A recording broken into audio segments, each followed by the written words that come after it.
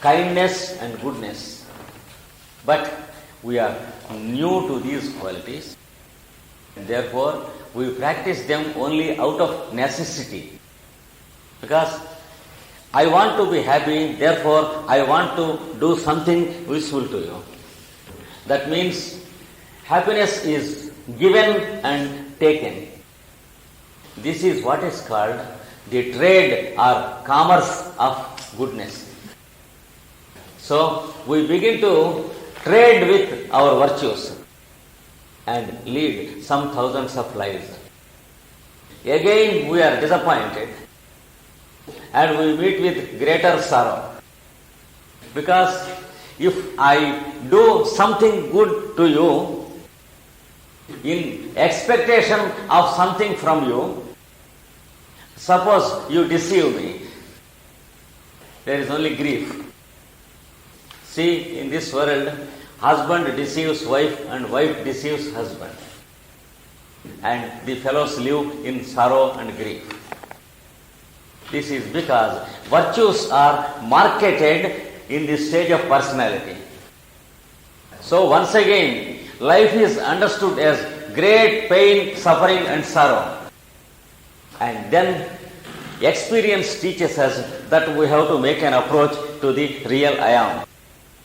Then automatically there is the breaking up of another egg and we come out as the bird once again. And this is called soul. So from personality consciousness we enter into soul consciousness. This is the highest state of existence that a human being can understand.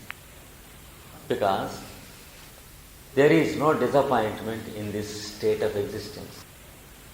There is no sorrow and suffering.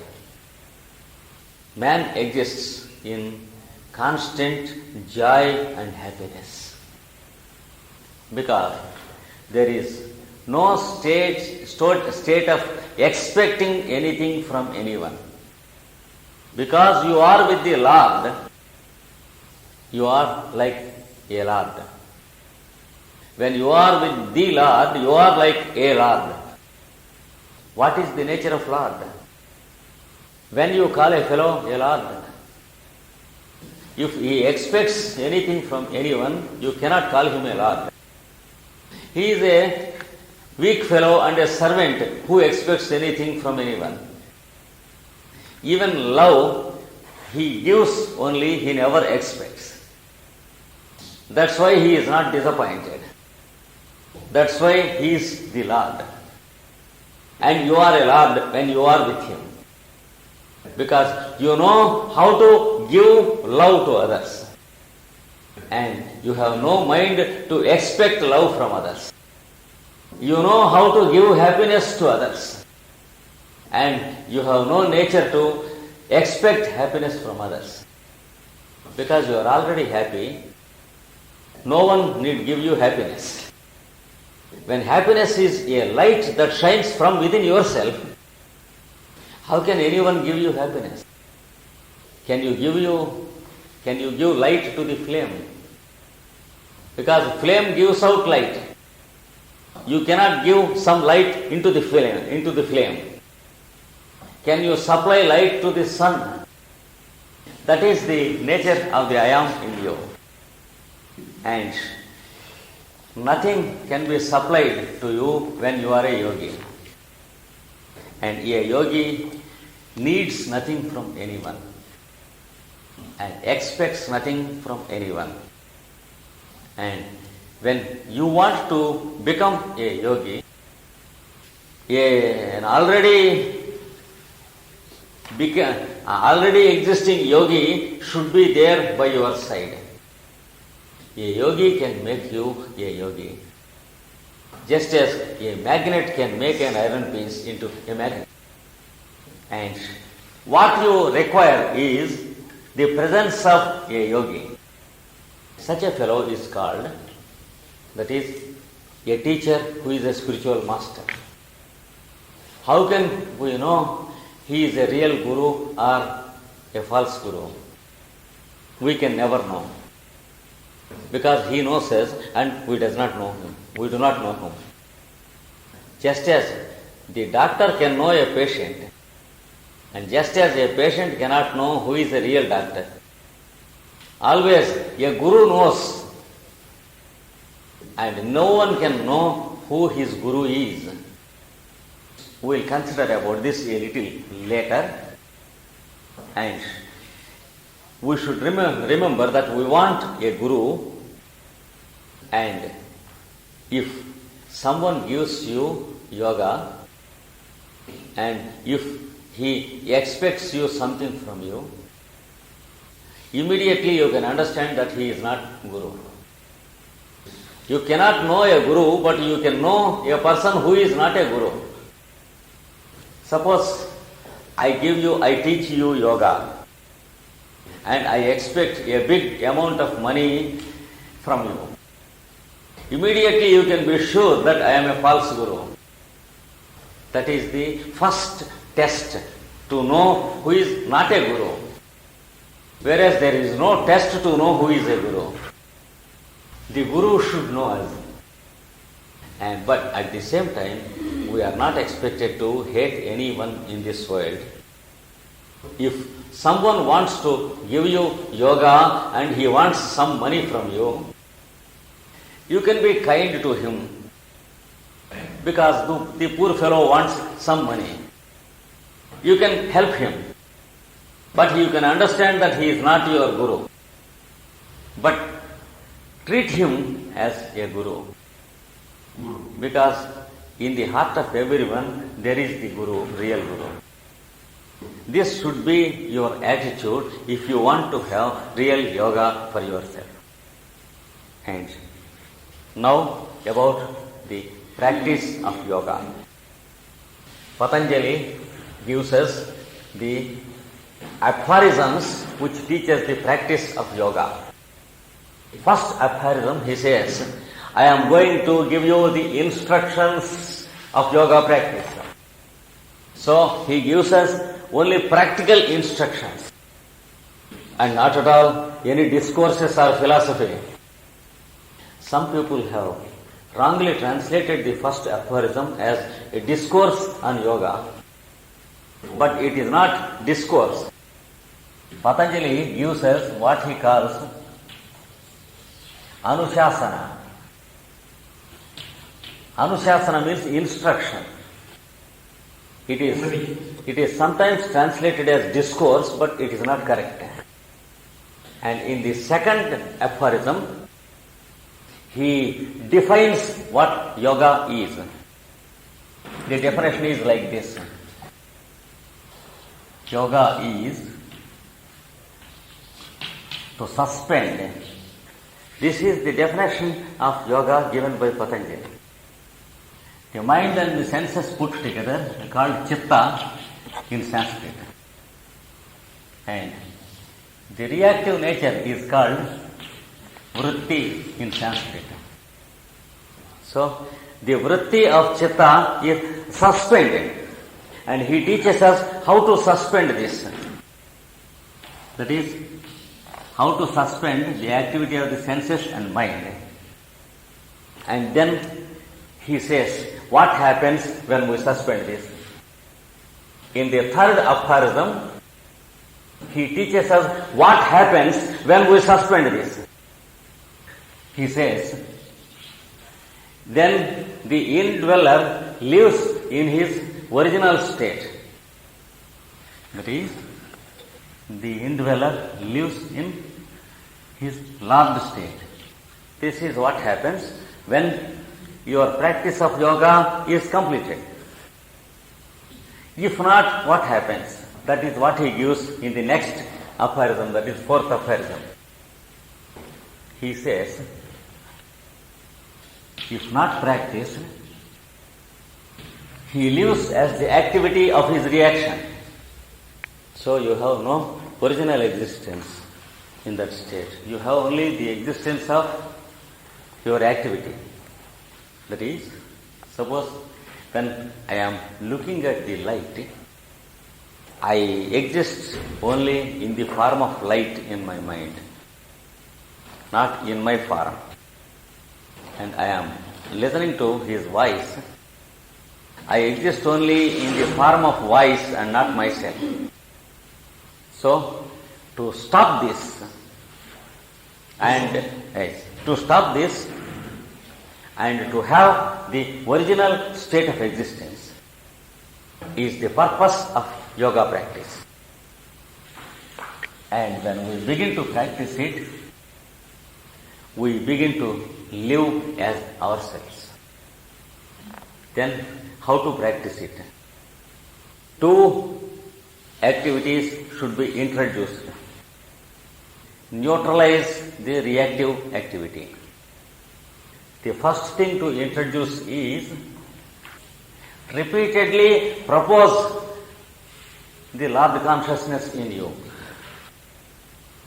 That is, you should propose that the I am in the mind should go to the I am in the heart. You should propose that you should live with the Lord in the heart. Not enough. It's not enough.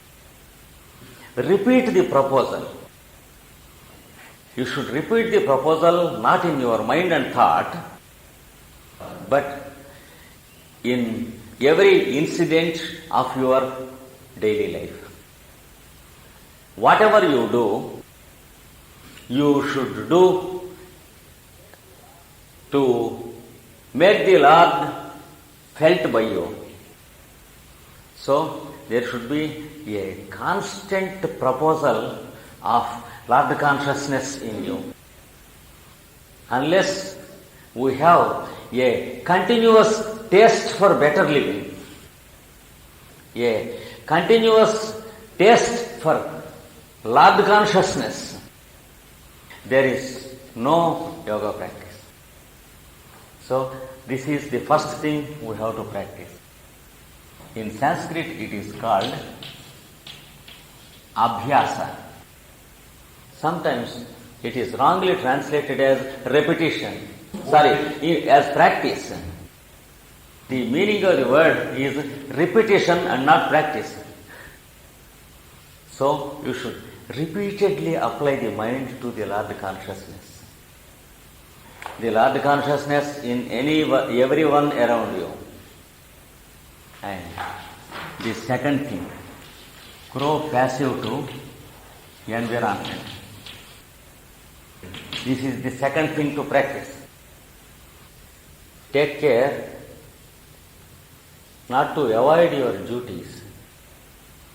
Growing passive to environment never means avoiding what we have to do. But withdrawing our attitude from our work. You should do what you have to do, but you should not think anything of it, except being happy. I will give you an example. Suppose there is an aeroplane in Brussels by 4:30 p.m. Two people have to take the flight to London. One fellow begins to take the journey even from the morning itself. That is, mentally he begins to travel from morning itself. He wants that everyone should take care of his journey. 10 times he telephones to his personal secretary if everything is ready or not. And he asks his wife if she has made everything ready for his journey. And at about 11 o'clock, he sits at lunch, but he cannot eat because he is mentally in a great hurry to take the journey. Journey conditioned, nervous, and living in hypertension because there is a journey. So, everything to him is only journey. He has to catch the flight by 4:30, but he cannot eat at 11. Another fellow who wants to catch the same flight, he is normally attending all his duties, and he has an appointment with a friend by 3:30 p.m., goes there and talks to him and gives him program, and then physically he goes to the airport. Mentally he never travels. Physically he goes and places his body in the aeroplane and the body takes the journey, whereas the mind never takes any journey at all. So he automatically gets down in London and he never feels that he left Brussels and he reached London. And every minute he does what he has to do and comes back home. He has not travelled at all. This is what is called growing passive to environment. With every activity in our daily life, we have to grow passive. This is called in Sanskrit vairagya. Sometimes it is wrongly understood as abandoning one's own people and going away into forests or retreats. But that is a negative way of understanding a positive virtue.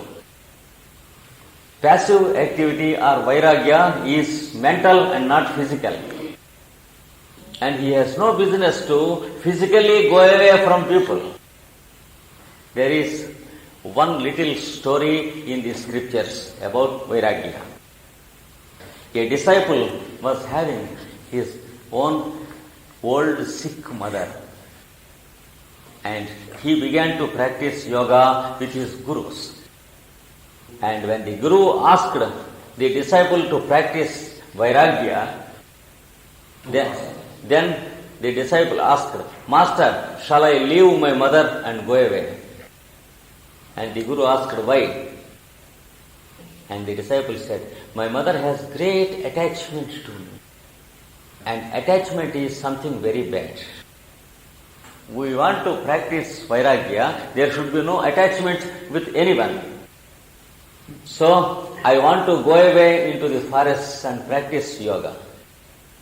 And then the guru explained, if your mother has great attachment to you, what is it to you?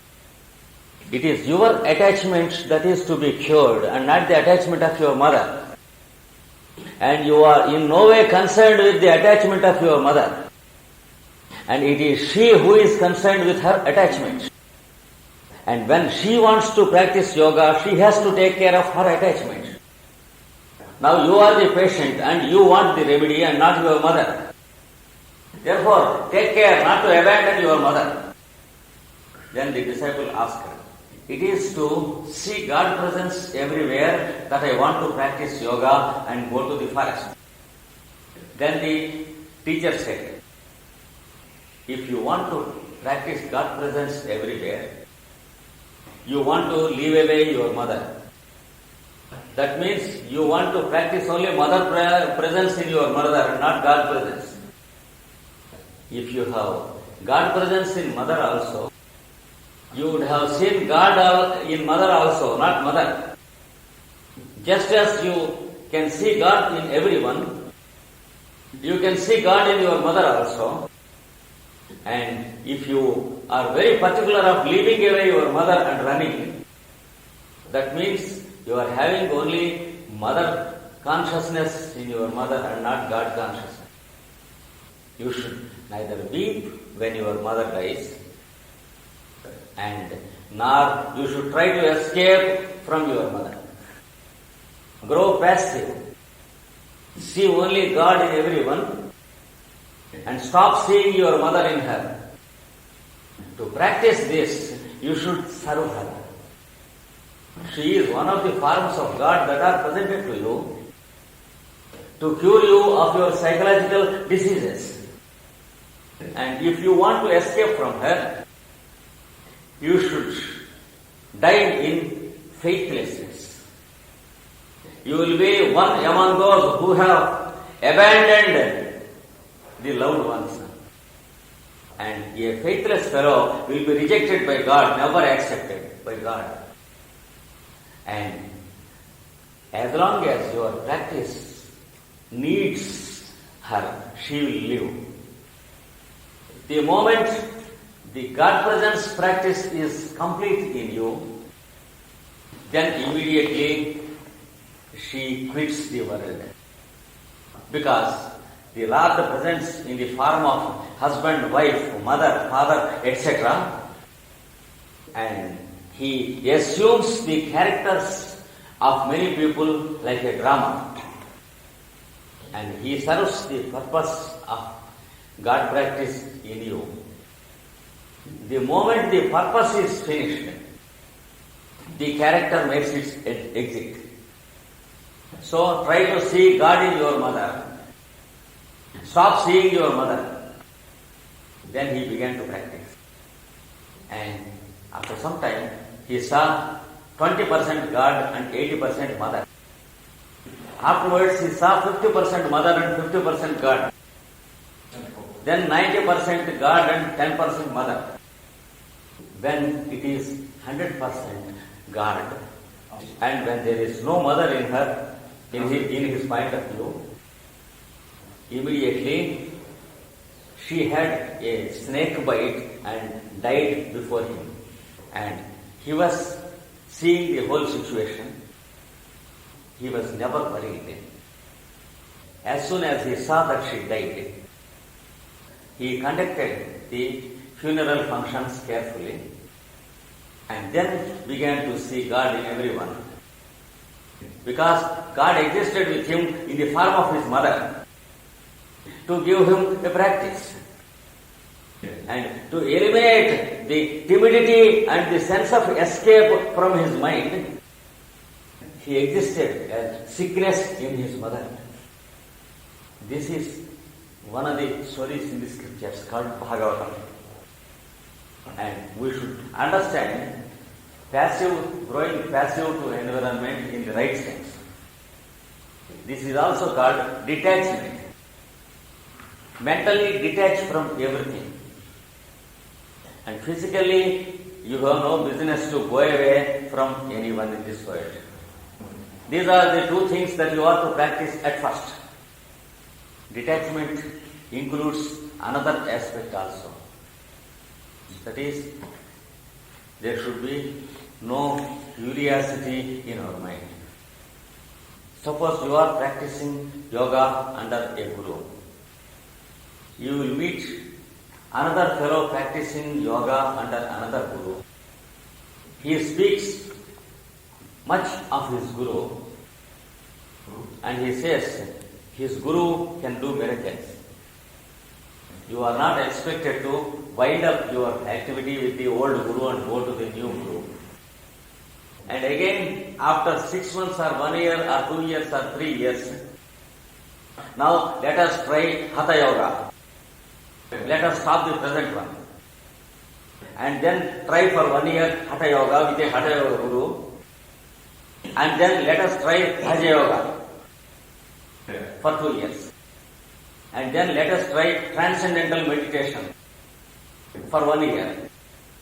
And then let us try Bhagavan Rajneesh for half a year. And let us try Krishnamurti for 1 year. And then for 1 year Sri Aurobindo. In the meanwhile, the fellow goes to grave because he has grown old. But he is as he was in the beginning. He has no progress in his spiritual path at all. Because he is running from place to place and he has not reached his destination. Poor fellow died. So, detachment requires continuity of purpose. A great mental disease called curiosity should be controlled. Curiosity to know what is there, to know what you are doing, to to know what you are speaking. If two people are laughing and speaking, some people suspect it is only about himself. Prying nature should go away. These are the two aspects which we are expected to practice in the beginning. So, practice abhyasa and vairagya. Then the yoga practice starts. And then examine your own nature. See what attracts you. Begin to think of it. And think of it only. Whether it is good or bad. It leads you to a good path.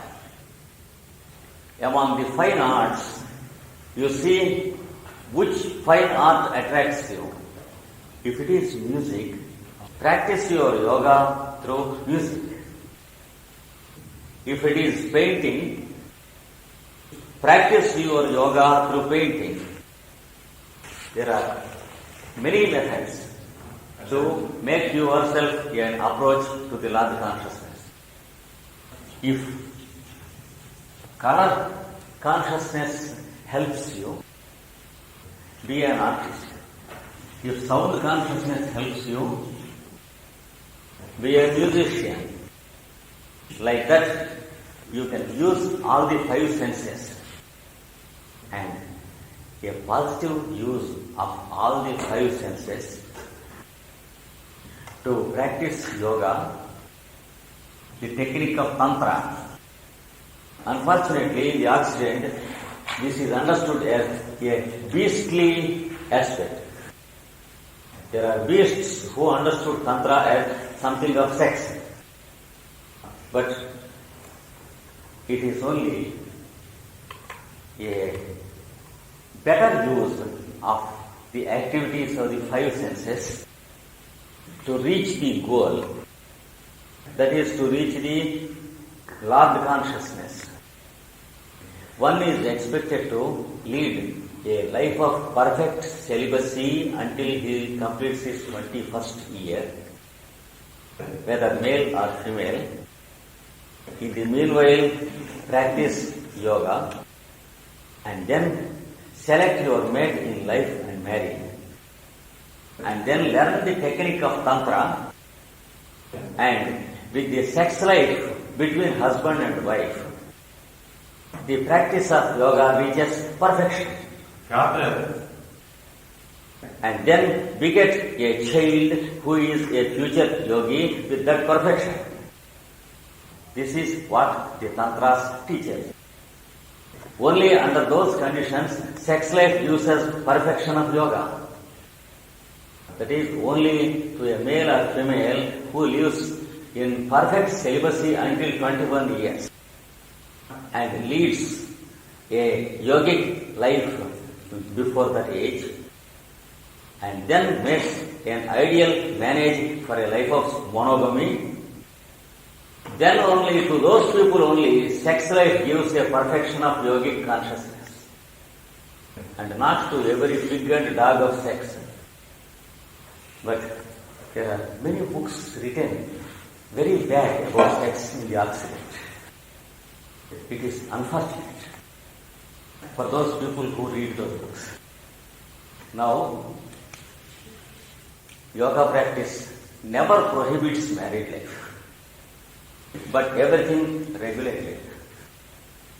Everything has its own application away from wrong application. So, you can make use of any one of the activities of this